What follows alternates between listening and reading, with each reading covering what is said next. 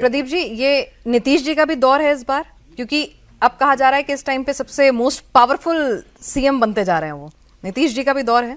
नहीं, देखिए, आप नीतीश जी को मैं जोड़कर कहता हूं चंद्रबाबू नायडू, दोनों की राजनीति को देखिए तो आखिरी पारी एक तरह से दोनों खेल रहे हैं, और दोनों के सामने जो महत्वाकांक्षा की बात आप कर रही थी, उनके सामने महत्वाकांक्षा है अपनी लिगेसी छोड़कर जाने की, कि हमको किस रूप में याद किया जाएगा, हमारे प्रदेश के लोग हमको किस रूप में याद करेंगे, हमने प्रदेश के लिए क्या किया। दोनों के लिए ये ज़्यादा महत्वपूर्ण है। दोनों जानते हैं कि उनका जो संख्या बल है, उनका जो जनाधार है, उसके आधार पर वो प्रधानमंत्री नहीं बन सकते।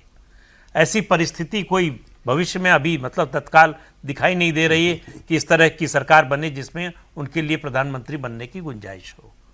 तो इसलिए वो प्रधानमंत्री बनने के लिए कहीं चले जाएंगे, मुझे नहीं लगता।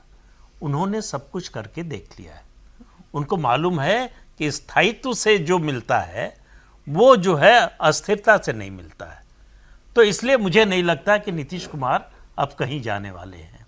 ये पैकेज और ये जो जाति जनगणना की बात कर रहे हैं त्यागी जी, अब ये कैसे संभव है कि बीजेपी जो है पिछड़ों की, अति पिछड़ों की राजनीति करेगी और जाति की गणना से मना कर देगी? ये तो परस्पर विरोधी बात हो जाएगी।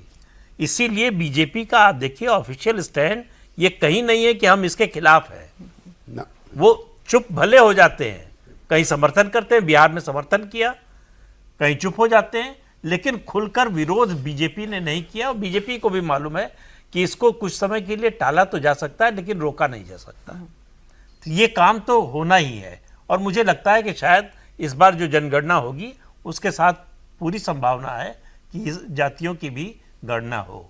तो इसलिए जो त्यागी जी बात कह रहे हैं कि समय बहुत बदल गया है, राजनीति बदल गई है।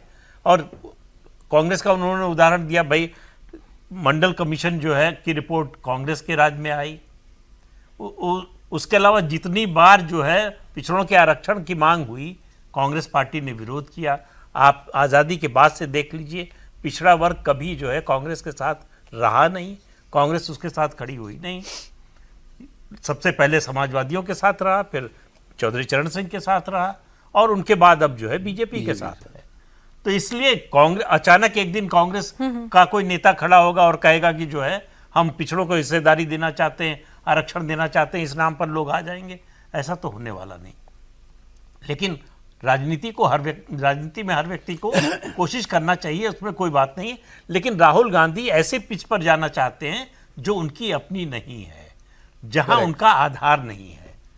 तो उस पिच पर जाएंगे तो उनके लिए मुश्किल होगी। चैलेंजर बहुत है, जो पुराने समाजवादी हैं या जनसंघ और भाजपा के लोग हैं, वो उनसे बड़े चैलेंजर हैं, और उस फील्ड पर खेलकर अपनी किस्मत आजमा चुके हैं। कांग्रेस के लिए वो बड़ा मुश्किल होगा। कांग्रेस के लिए ये जो निकला है उत्तर प्रदेश में एक रास्ता दलित और मुसलमान का, वो रास्ता कांग्रेस का है, वो उनका पुराना वोट बैंक है, उसकी ओर जाएंगे तो उनके लिए फायदेमंद हो सकता है। लेकिन पिछड़ा वर्ग कांग्रेस से जुड़ेगा।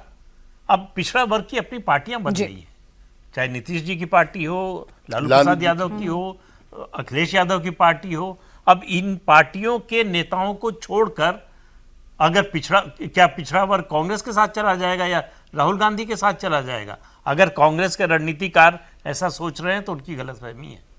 तो यानी अब ये डिफाइन हो गया है कि भाई बिहार में नीतीश है, और नीतीश ने भी अपनी महत्वाकांक्षाओं को पूर्ण विराम लगा दिया। नहीं, इसमें बहुत कोई ऐसा सवाल बड़ा नहीं है। अब जिस तरह से माहौल बन रहा है, लेकिन जैसे प्रदीप जी ने जहाँ बात खत्म की, मैं वहाँ पर शुरू करना चाहता हूँ। प्रदीप जी ने कहा कि चंद्रबाबू साहब और नीतीश जी ये आखिरी पारी खेल रहे हैं, अपने पॉलिटिकल पारी। तो क्या एक बहुत महत्वपूर्ण सवाल खड़ा हो रहा है जनता दल यूनाइटेड में कि एक नया नेतृत्व क्या नीतीश कुमार जी किसी को सौंपने जा रहे हैं, या कोई नया नेतृत्व तैयार हो रहा है जो आपने तैयार कर दिया कि भाई अब नीतीश जी के बाद का मतलब कि क्या वो रिटायर होकर कोई नई लीडरशिप दे रहे? क्योंकि जब से जनता दल यूनाइटेड बना, एक तरह से लीडर वही है। अध्यक्ष कोई भी बनता रहा है, नहीं बनता रहा है, वो सब है। तो क्या, और उनके जो भीष्म पितामह हैं वो तो त्यागी साहब है।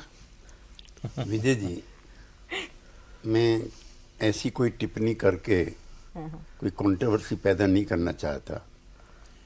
मुझको समाजवादी प्रदीप जी बेहतर जानते हैं। 50 साल से मैं इसी आंदोलन के साथ हूँ। और जितने समाजवादी आंदोलन से नेता निकले हैं, जयप्रकाश जी के आंदोलन से, नीतीश कुमार डिफरेंट, हालांकि मेरे मुलायम सिंह जी से जैसे रिश्ते रहे आपको पता है, देवीलाल परिवार से जैसे मेरे रिश्ते रहे, लेकिन ये बहुत लोक लाज में जिया है।